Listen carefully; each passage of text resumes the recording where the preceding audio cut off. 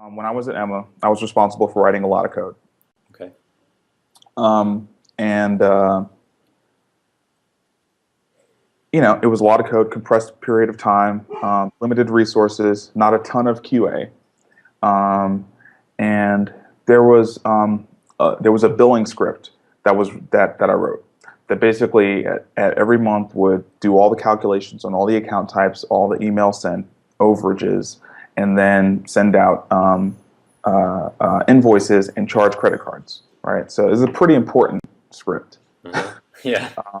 It was a pretty important script, and it kind of needed to be right. And after running this script for, I don't know, 10 or 11 months or something like that, there was somebody noticed that the overages weren't being calculated correctly. Okay. Which was not bad for the customer. It was bad for Emma. It wasn't a death blow by any means, but it did mean that over the course of those 10 months where that script had been running, cumulatively, we had lost a significant amount of money that we should have gotten for the overages on a certain set of accounts, and I can tell you that the amount of money that that was not collected was significant enough to send me into a panic attack. Okay. Like an actual diagnosed panic attack? Self-diagnosed. Self-diagnosed. Mm-hmm. Self-diagnosed. It was pretty serious. Okay. It was pretty serious.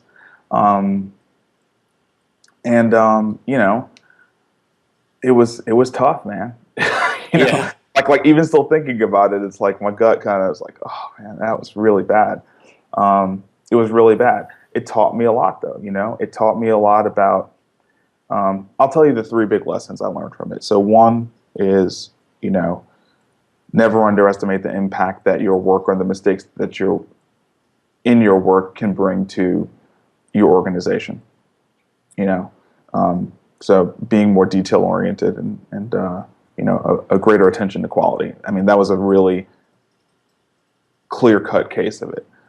It's money. I can add it up and say, yeah, we could have hired this many more people. Yeah. With that mistake. Two, it showed me how to deal with somebody who is important to an organization but makes a really big mistake with grace. So, I remember, Will and Clint were so incredibly, like they never, I mean, it was obviously a big deal, but they knew that I understood the full weight and maybe even more than the full weight of how big a deal it was. And they really took care of me emotionally, which frankly I needed because I was a mess, Yeah. And then, the third thing was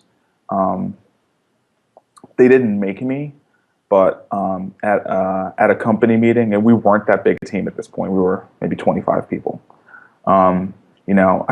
I basically, and I was the leader in the company, and I basically said, "Hey, everybody, here's a mistake that I made.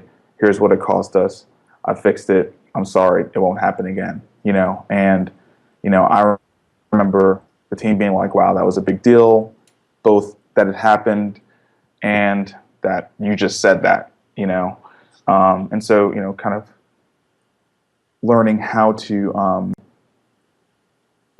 deal with your mistakes and your failures when they affect people, beyond just yourself, and how to have, real humility, right? Not like, Yeah.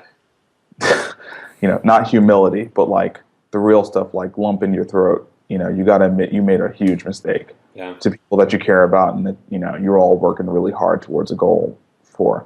So, I mean, those were really big lessons for me to learn, then, that even today are still very, it's huge, sticks with me,